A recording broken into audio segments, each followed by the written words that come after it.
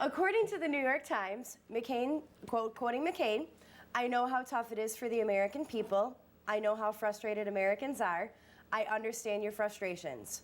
But I also want to tell you that I believe if we fail, the consequences of failure are catastrophic. If we leave Iraq, they are going to follow us home."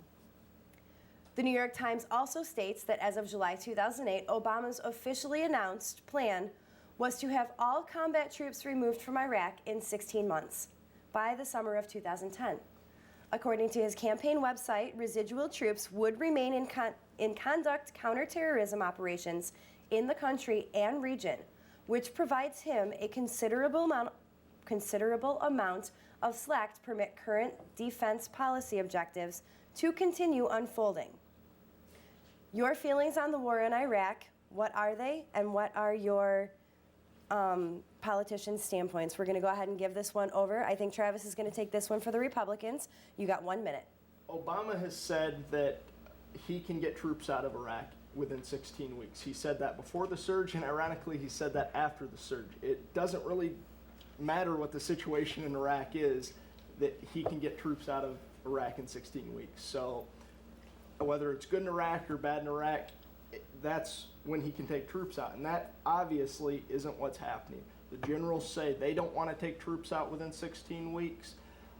George Bush has said he doesn't want to take troops out within 16 weeks. He said that troops need to come out. Everybody wants troops out. McCain has come out and said that he wants troops out of Iraq.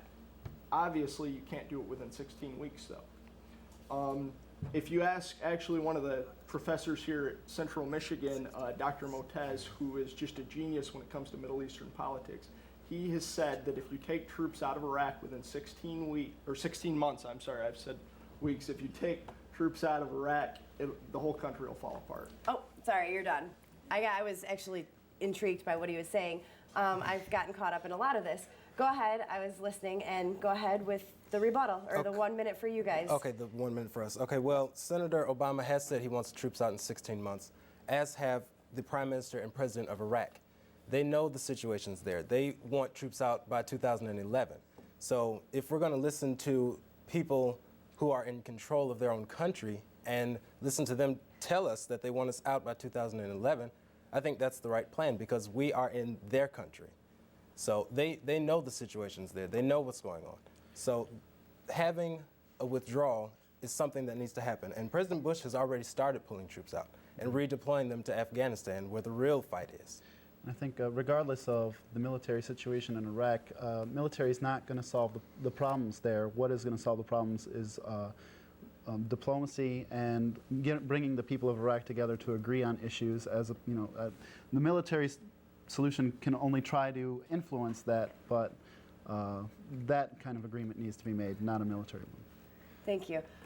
Sorry, okay. As many of you know, my husband's in the military, so I got caught up on both sides of that one. Just listening to both sides of the opinion, and thank you for those. You guys have 30 seconds to rebuttal. Senator Obama has claimed that he is the candidate for change, and nowhere is this more visible than when it comes to Iraq. When he started running, he said that he would pull troops out within 6 months. Shortly after that, he changed and said it would be 12 months. Now he's saying that it's going to be 16 months. Even Matt, you yourself said during the NAACP debate last year, quote, "Our goal is not to get out of Iraq, but to put pressure on the leaders over there." Obama's his stance on Iraq right now is just a way for him to get elected. But when it comes... That's 30. Okay, well, let me start off by saying Senator McCain also flip-flops on issues. He's flip-flopped on several issues. And another thing that I wanted to mention... Yes, well, let me say something. The first President Bush, this current president's father, did not invade Baghdad because he knew there was going to be a vacuum there. He knew that. He had the Joint Chiefs of Staff tell him that. He had his Secretary of State tell him that. So for the president, this president, to go against what his own father knew was wrong is ridiculous. And to have a vacuum there. Okay, I'm sorry. I hope a lot of households have vacuums, but it's probably pretty messy because a lot of I'm talking about in the country politically. Yeah, I know. No, that was it. You guys are done. Sorry. You guys are saying a lot of great things. I really appreciate this. We have one more topic to talk about, and you guys are saying some wonderful things that are getting some great viewpoints across, and I really appreciate that. Let's get on to this one last thing, which is tax relief. Obama said his plan for tax relief to middle and working classes would help stabilize the economy. Repeal the Bush tax cuts for households earning more than $250,000. McCain has said short-term plan is a long-term plan. Make the Bush tax cuts permanent. Eliminate alternative minimum tax, and he has added the plan to summer holiday tax, gas tax.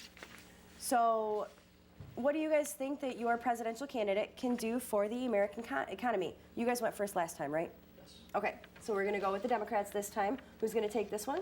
Okay, I'll start Okay, off. go right ahead. You guys have a minute. Okay, well, repealing the Bush tax cuts is something that needs to happen because it's supposed to be trickle-down economics. The Republicans have been trying this for 20 years, and it has not worked. Reagan tried it, Bush tried it, and this Bush is trying it. The only president that was able to balance the budget was Bill Clinton, and that was after 12 years of Republican control. So if we can get Senator Obama in here now, he can fix the taxes, he can repeal the Bush tax cuts, and he can fix our economy. Go ahead. And I think it's also important to mention the Bush tax cuts aren't exactly fair on the middle class. They cut taxes for the top few percent of our nation 160 times more than they do for the middle class. By repealing that, it increases fairness in our tax system in the United States and provide us with the resources we need to pursue our agenda as the United States. I guess I'm done. All right. Yeah. Thank you very much, and you guys have a minute. Senator Obama himself has said that due to the current economic crisis, if he assumes office, he will look at the economic situation and then will decide whether or not to repeal the Bush tax cuts immediately or wait and see if keeping the Bush tax cuts for the upper class would be beneficial to the economy. So he himself has said that he doesn't know basically if the Bush tax cuts, if repealing them, would hurt the economy. Senator McCain wants to give tax cuts to everybody regardless of how much they make, which is basically a more fair plan to everybody. He said that he wants to give tax cuts for stuff like health care. He wants to give a gas tax holiday during the summer months to help, and this would help mainly the middle class, people who have to commute to work, people who have to drive a decent amount to work every day. This would give them more money, especially during summer months when gas prices are higher, so that they have more money to put back into the economy instead of putting to big oil. Thank you. And you guys have 30 seconds. Yeah, Go ahead. he wants to cut a lot of taxes, McCain does, including $300 billion for the oil companies once he's elected. And regarding the gas holiday, it's a little bit ridiculous. I think they looked at it, and I think for the average family, they'd save a little bit over $20 over the entire summer from the gas holiday. It's not a real solution, but it might help him in the polls if he keeps, preaching it. And something that I would like to add, Senator Obama will not keep the Bush tax cuts. He will get rid of them. And that is the whole point of this argument.